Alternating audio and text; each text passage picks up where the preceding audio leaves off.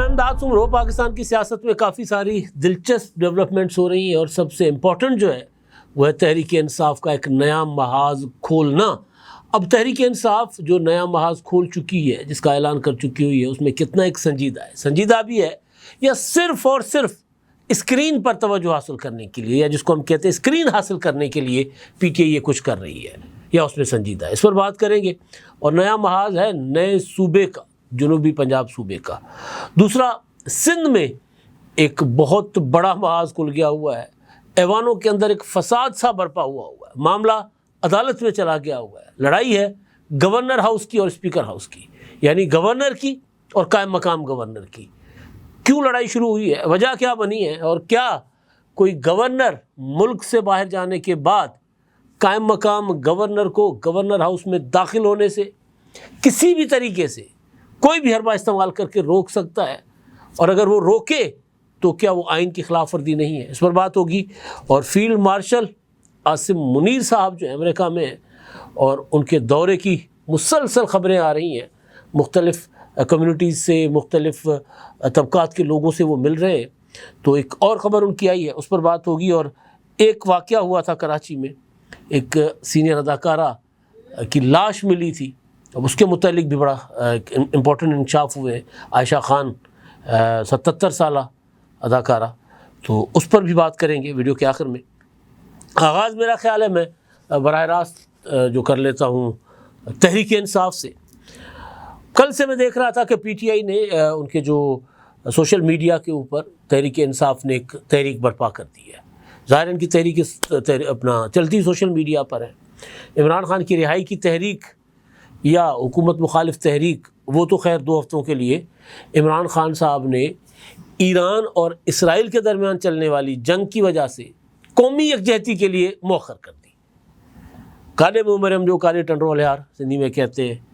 تو بات کہاں کی ہے اور اتحاد کہاں چاہیے؟ جب پاکستان میں اتحاد کی ضرورت تھی تو عمران خان صاحب جو ہے اس وقت وہ اور ان کی پوری پارٹی جو ہے وہ پاکستان کی حکومت، پاکستان کی فوج، ان کے خلاف وہ مسلسل پروپیگنڈا کر رہے تھے اور قوم کو تقسیم کر رہے تھے۔ 22 اپریل پہلگام حملے کے بعد جب مودی للکار رہا تھا تو یہاں سے مودی کی ہی زبان بولی جاتی تھی۔ علیمہ خانم صاحبہ نے کہا تھا وہ آئے گا 2-4 چپیڑے مار کے چلا جائے گا، ان میں تو حوصلہ نہیں ہے، ہمت نہیں ہے، جواب نہیں دیں گے۔ یہ تو ملے ہوئے ہیں، شریف خاندان تو ملا ہوا ہے، یہ سب ملے ہوئے ہیں۔ پھر ان کی پارٹی کے لوگ کہتے تھے کہ جناب پاکستان کے جو آرمی چیف ہیں جنرل عاصم منیر، اس وقت فیلڈ مارشل نہیں بنے تھے، وہ تو مقبول نہیں ہے لوگوں میں، وہ تو غیر مقبول ہیں، ان کو تو عوامی حمایت حاصل نہیں ہے۔ تو اب اگر وہ جنگ چھیڑتے ہیں انڈیا کے ساتھ تو عوامی حمایت کے بغیر وہ جنگ لڑ کیسے سکتے ہیں؟ فوج تو جنگ نہیں لڑ سکتی، لہٰذا عمران خان کو آزاد کرے، عمران خان کو رہا کرے، تب جا کر ہم جنگ لڑ سکتے ہیں۔ شرط تھی۔ قومی سلامتی کمیٹی کا اجلاس بلایا گیا کہ جی بیٹھیں، مشاورت کریں، فوج نے بریفنگ دینی تھی، حکومت نے تمام پولیٹیکل پارٹیز کو بلایا تھا کہ جی آئیں بیٹھیں اور مشورہ کریں کہ ہمیں کیا کرنا چاہیے، تو انہوں نے بائیکاٹ کر دیا تھا۔ یہ عمران خان کو رہا کریں گے، عمران خان آئیں گے باہر، تب ہم اس اجلاس میں شریک ہوں گے۔ تو اس وقت جب حقیقی ضرورت تھی پاکستان کی قوم کے ایک کی یکجہتی کی، اس وقت یہ کہہ رہے تھے کہ نہیں، عمران خان رہا ہوں گے تو ہم پاکستان کی فوج کا ساتھ دیں گے، ورنہ پھر ان کے ٹویٹس، ان کے ٹرولز، ان کا جو یوٹیوبرز آپ دیکھیں کیا کیا باتیں کر رہے ہوتے تھے۔ پھر جب پاکستان جنگ جیتا تو کہا کہ یہ دیکھیں ہمارے کی بورڈ واریئرز کی وجہ سے فوج نے جنگ جیتی ہے۔ اور اب بھی طرح طرح کی باتیں ہو رہی ہیں۔ ایبسولوٹلی ناٹ کا ایک نیا منترا سامنے آ گیا ہے کہ جی اب جو پاکستان ڈٹ کے کھڑا ہوا ہے نا امریکہ کے سامنے، اس ایبسولوٹلی ناٹ کی وجہ سے جو عمران خان نے کہا تھا۔ عجیب و غریب قسم کا نا، مطلب ایک ہوتا ہے نا کہ ذہنی بیمار لوگ نہیں ہوتے جس طرح کے، وہ سن رہا ہوتا ہوں، وہ کہتے ہم تو کہتے تھے کہ جی ٹرمپ آئے گا تو عمران خان کو ریلیف نہیں ملے گا۔ وہ بھائی ذرا ٹرمپ کے آنے سے 10-15 دن پہلے کے اپنے ویلاگز اٹھا کر دیکھ لو، ٹرمپ کے آنے کے 15-20 دن بعد کے اپنے ویلاگز اٹھا کر دیکھ لو، کیا کیا نہیں فرمایا جاتا تھا۔ تو گزارش اتنی ہے کہ جی اب عمران خان نے کہا کہ جی کیونکہ قومی یکجہتی چاہیے ایران اسرائیل جنگ کی وجہ سے، تو ہم تحریک مؤخر کرتے ہیں۔ اس کے پیچھے ریزن قومی یکجہتی نہیں تھی، اس کے پیچھے وجہ یہ تھی کہ تحریک چلانے کے قابل نہیں رہے۔ اٹینشن ان کو چاہیے ہوتی ہے، توجہ چاہیے ہوتی ہے، بالکل اسی طرح جس طرح اسلام آباد میں سکندر آپ کو یاد ہے نا نامور، مقدر کا سکندر تو نہیں تھا، بہرحال نام کا سکندر تھا، جس نے اپنے بچے یرغمال بنا لیے تھے اور گولیاں چلا رہا تھا تھڑ تھڑ. پھر اس کو جا کر زمرد خان نے پکڑا تھا، گرایا تھا. سارا دن اس نے اسلام آباد کو یرغمال بنائے رکھا، سارا دن ٹی وی اسکرینوں پر چلتا رہا. یا پھر ایک واقعہ ہوا تھا، اس کے بعد اس طرح کے کئی واقعات ہوئے. لاہور میں میرا خیال ہے یہ سگیاں والے پل والی سائڈ پہ وہ ایک بندہ چڑھ گیا تھا کھمبے پہ، کھمبا بھی نہیں بھائی، بجلی کا ٹاور جو ہوتا ہے بڑا سا، اس پہ چڑھ گیا. ڈیمانڈ کیا تھی کچھ نہیں پتا، بس چڑھ گیا. اور پورا اس ٹائم پہ ہمارا میڈیا جو ہے وہ جاہل اور پاگل میڈیا ہوتا تھا، سارا دن وہ لائیو نشر ہوتا رہا، سارا دن. تو یہ صاحب اسی طرح کرتے، اٹینشن چاہیے ہوتی ہے. ایک تحریک چلی نہیں، کامیاب ہوئی نہیں، آغاز ہوا نہیں، اب دوسری تحریک آ گئی ہے جی ہمیں جنوبی پنجاب صوبہ چاہیے. ظاہر ہے جنوبی پنجاب صوبے کی ڈیمانڈ بڑی اسٹرانگ ڈیمانڈ ہے، اور اس کو ظاہر ہے پنجاب اسمبلی میں بھی صرف اس وجہ سے وہ رہ جاتا ہے کہ جی وہ بہاولپور اور جنوبی پنجاب اس میں معاملات ہو جاتے ہیں گڑبڑ. پیپلز پارٹی کے دور میں سینٹ میں اور قومی اسمبلی سے قراردادیں منظور کی گئی تھی. پنجاب میں معاملہ آیا تھا تو یہاں پر رانا ثناء اللہ صاحب نے جو قرارداد رکھی تھی وہ یہ تھی کہ جی ہمیں بہاولپور اور جنوبی پنجاب صوبہ دونوں، اب ان میں سے کیا ہوگا. تو معاملہ بظاہر ہے جو متعلقہ صوبہ جب تک قرارداد پاس نہیں کرتا تب تک کوئی صوبہ نہیں بن سکتا الگ سے. یہ پاکستان کے آئین کی ایک جو ہے وہ کیا کہتے ہیں تقاضا ہے آئین کا. تو بہرحال اب وہ ہونا چاہیے نہیں ہونا چاہیے اس بحث سے ہٹ کے. عمران خان صاحب جب وزیر اعظم تھے تو انہوں نے کہا تھا کہ جی میں جنوبی پنجاب صوبہ بناؤں گا، اور جنوبی پنجاب محاذ جو تھا وہ خسرو بختیار مطلب ان میں بڑے بڑے اور لوگ بھی تھے، وہ سارے کے سارے پی ٹی آئی میں شامل ہو گئے تھے 2018 کے انتخابات کے بعد. اتحاد کر لیا تھا اور اس بنیاد پہ کیا تھا کہ آپ نے 100 دنوں میں ہمیں صوبہ دینا ہوگا. عمران خان نے صوبہ کیا دینا تھا؟ انہوں نے کہا کہ جی ہم آپ کو ایک سیکریٹریٹ دے دیتے ہیں. سیکریٹریٹ کیا دینا تھا؟ ایک بلڈنگ بنائی، فنڈز نہیں دیے، ڈرامے بازی، ڈھکوسلا، پھر وہ نہیں مطلب کوئی اس پر عمل ہوا. شاہ محمود قریشی صاحب جاتے تھے 15 دن کے بعد وہاں کھڑے ہو کے، وہ ظاہر ہے مرشد ہیں بھائی، ان کو مرشد کو تو لوگوں کو لبھانا آتا ہے، تو ذرا میٹھی میٹھی ملتانی عام جیسی تقریریں کر لیتے تھے، لیکن باقی پیچھے کچھ بھی نہیں تھا. اب میں دیکھ رہا تھا جی زرتاج گل صاحبہ نے ایک ٹویٹ کیا کہ ہمیں جنوبی پنجاب صوبہ چاہیے، اور ہم نے شروع کر دی، اور آج سے وہ تحریک شروع. اچھا صوبہ چاہیے بھیک نہیں. ہمارے دور حکومت میں عمران خان نے جنوبی پنجاب کو سب سے زیادہ بجٹ مختص کیا، لیکن اب ہمیں تخت لاہور کا غلام بنانے کی کوشش کی جا رہی ہے. ہم جنوبی پنجاب کا NFC ایوارڈ میں حق مانگتے ہیں، بھیک نہیں. صوبائی اور وفاقی دونوں بجٹ میں ہمارے ساؤتھ پنجاب کے محروم علاقوں کے لیے کوئی میگا پروجیکٹ نہیں رکھا گیا. یہ پنجاب کے بجٹ کے بعد انہوں نے یہ ڈیمانڈ کی ہے، اور حقیقت یہ ہے کہ عمران خان صاحب نے NFC میں پنجاب، جنوبی پنجاب تو کیا پنجاب کو کمپرومائز کر دیا تھا. میں اس وقت پنجاب کو سیاسی یتیم کہتا تھا. بزدار جیسا وزیر اعلیٰ آ گیا، فنڈز پتہ نہیں کدھر جا رہے ہوتے تھے، کس کو جا رہے ہوتے تھے، صوبے کا بیڑا غرق. جنوبی پنجاب تو کیا سینٹرل پنجاب جو اچھا خاصا ڈیولپڈ پنجاب تھا اس کا بیڑا غرق کر لیا تھا. تو وہ کہتی ہیں کہ جی عمران خان نے NFC سے جنوبی پنجاب کو زیادہ فنڈز دیے تھے، کدو دیے تھے، ریکارڈ اٹھا کر دیکھ لیں. اچھا جی اپنا اون عباس بپی نے جب یہ اسٹیٹمنٹ، یہ بیان جاری کیا، اسی طرح کا ہی ویڈیو بیان جاری کیا، پاکستان تحریک انصاف آج سے باقاعدہ، یعنی کل انہوں نے ٹویٹ کیا، جنوبی پنجاب صوبے کی تحریک کا آغاز کرتی ہے، ہمیں صوبہ چاہیے بھیک نہیں. یہ اون عباس بپی نے ایک ویڈیو بیان جاری کیا. فواد چودھری نے ان کو جواب دیا ہے. وہ کہتے ہیں کہ جی لگتا یوں ہے کہ تحریک انصاف میں قیادت نہ ہونے کی وجہ سے جس کا جو دل چاہے وہی کر رہا ہے. پنجاب کے خلاف تحریک کا آئیڈیا تباہ کن ہے. جو عمران خان کی رہائی کی تحریک نہیں چلا سکے وہ زرداری کی حمایت میں تحریک چلا رہے ہیں. عمران خان اس کا فوری نوٹس لیں اور اس وقت صرف ریلیز عمران خان پر فوکس کریں. ابھی جو زرداری کی حمایت ہے، کیونکہ پیپلز پارٹی بھی جنوبی پنجاب کی ڈیمانڈ کرتی رہی ہے، یوسف رضا گیلانی صاحب، ان کا خاندان، یا پیپلز پارٹی جنوبی پنجاب یہ کہتی ہے کہ ہمیں صوبہ گھنسوں. اب وہ صوبہ بن سکتا ہے نہیں بن سکتا، ہونا چاہیے نہیں ہونا چاہیے، اس پر الگ بحث. لیکن فواد چودھری صاحب کہہ رہے ہیں کہ جی یہ تو زرداری کی لائن پر چل پڑے ہوئے، PTI چل پڑی ہوئی ہے. اب اس میں نو ڈاؤٹ کہ جو سینٹرل پنجاب ہے، وسطی پنجاب ہے، جہاں بیٹھ کر میں بات کر رہا ہوں، یہاں کے لوگ اس چیز کو اچھا نہیں سمجھتے. پیپلز پارٹی کو ڈیمیج اس وجہ سے ہوا تھا کہ جی یہ صوبے کو توڑنا چاہ رہے ہیں. پیپلز پارٹی کو کوئی اور وجوہات کے علاوہ بھی ایک وجہ یہ بھی تھی کہ جی یہ تو پنجاب کو توڑ دیں گے. اب پی ٹی آئی اچھی خاصی پنجاب میں ابھی اس وقت مقبول ہے، لیکن یہ جو کام شروع ہو گیا ہوا ہے تو فواد چودھری کہہ رہے ہیں کہ جی اب آپ نے یہ تو پنجاب مخالف تحریک شروع کر دی، آپ چلے تھے عمران خان کو رہا کروانے، اب نکلے، اب اپنی جڑیں کٹوانے شروع ہو گئے ہیں آپ.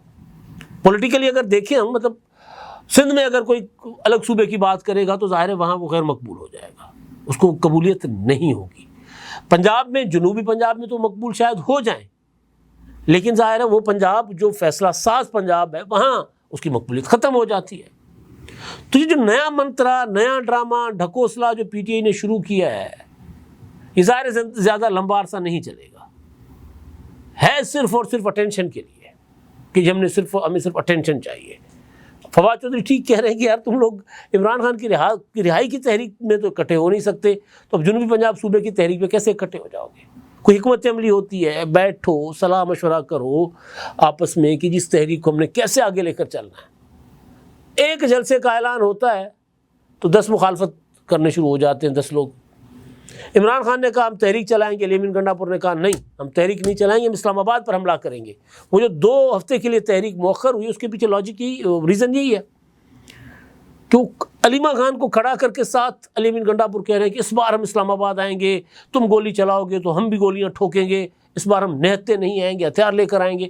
تو علیمہ خان صاحبہ یوں اس کی طرف دیکھ رہی ہے کہ جی، اور پھر کہہ دیا کہ ہم اسلام آباد تو جا ہی نہیں رہے، آپ یہ بات کیوں کر رہے ہو؟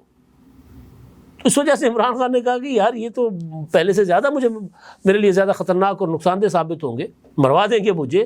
تو خان صاحب نے کہا کہ یار میں جیل میں چنگا ہوں، تم لوگ تحریک چلاؤ گے، مجھے اور ٹکے ٹوکری کرو گے، چپ کر کے بیٹھ جاؤ اپنے گھروں کو. تو لہٰذا یہ بھی اسی طرح کا ایک ڈرامہ ہے. اچھا جی، اب سندھ میں ایک نیا ڈرامہ شروع ہو گیا. سندھ کے جو اسپیکر ہیں اویس شاہ صاحب، وہ قائم مقام گورنر ہیں، کیونکہ 2 جون سے غالباً گورنر سندھ جو ہے کامران ٹسوری وہ گئے ہوئے ہیں باہر ملک سے. اور 18ویں ترمیم کے بعد جب گورنر ملک سے باہر چلا جائے تو اسپیکر جو ہوتا ہے صوبے کا وہ از خود قائم مقام گورنر بن جاتا ہے. جب وہ قائم مقام گورنر بن جاتا ہے تو وہ پھر اسمبلی کی صدارت بھی نہیں کرتا، ڈپٹی اسپیکر یا پینل آف چیئرمین ہوتا ہے، تب تک وہ گورنر ہاؤس میں ذمہ داریاں سنبھالتا ہے، کیونکہ آئینی پوزیشن ہے. صدر اور گورنر یہ دونوں آفیسز خالی نہیں رکھے جا سکتے. وزیر اعظم بے شک 2 مہینوں کے لیے ملک سے باہر ہو، ڈپٹی وزیر اعظم تو پولیٹیکل پوسٹ ہے نا، آئینی پوسٹ نہیں ہے، کوئی فرق نہیں پڑتا، اس کی کابینہ ہوتی ہے اور کام چل رہا ہوتا ہے. لیکن اگر صدر ایک دن کے لیے ملک سے باہر جائے گا تو چیئرمین سینٹ قائم مقام صدر بن جائے گا. اگر چیئرمین سینٹ جو ہیں وہ ملک میں نہیں ہے یا وہ اویلیبل نہیں ہے تو اسپیکر جو ہے وہ قائم مقام صدر بن جاتے ہیں یا ڈپٹی چیئرمین بن جاتے ہیں. اسی طرح گورنر والا معاملہ بھی اسی طرح ہے، کیونکہ یہ پوزیشن، آئینی پوزیشن خالی نہیں چھوڑی جا سکتی. اب اویس شاہ صاحب کا کہنا ہے کہ جی میں گورنر ہاؤس گیا اور مجھے بتایا گیا کہ چابیاں تو گورنر صاحب لے کر چلے گئے. عدالت پہنچ گئے، سندھ ہائی کورٹ پہنچ کر انہوں نے پٹیشن دائر کی ہے، وہاں انہوں نے گفتگو کی ہے صحافیوں کے ساتھ کہ جی یہ کسی کی ذاتی جاگیر تھوڑی ہے کہ چابیاں لے جائے، اور گورنر نہیں چابیاں لے کر جا سکتے کیونکہ ان کی ذاتی وہ جہیز میں تھوڑی لائے تھے ٹسوری صاحب گورنر ہاؤس. گورنر ہاؤس تو ایک وفاق کی جو ہے وہ اپنا ہے علامت ہے صوبے کے اندر، وفاق کی پراپرٹی ہے، اور وہ کوئی ایک چیز بھی، کوئی ایک فائل، کوئی اس طرح کی چیز جو کانفیڈینشیل ہو وہ نہیں لے کر جا سکتا وہاں سے. ہاں یہ ضرور ہوتا ہے کہ کام کاج کے لیے ساتھ رکھ کے لے کر، لیکن پراپرٹی نہیں ہوتی.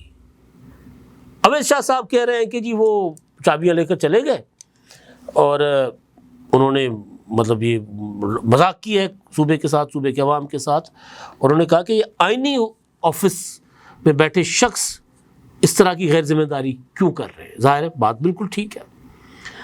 انہوں نے کہا کہ جی آئینی پوزیشن پر بیٹھا شخص آئین کی پاسداری نہیں کرے گا تو پھر کیا بات کریں گے. میں آئینی پوزیشن پر ہوں، میرا حق ہے کہ میں گورنر ہاؤس جاؤں.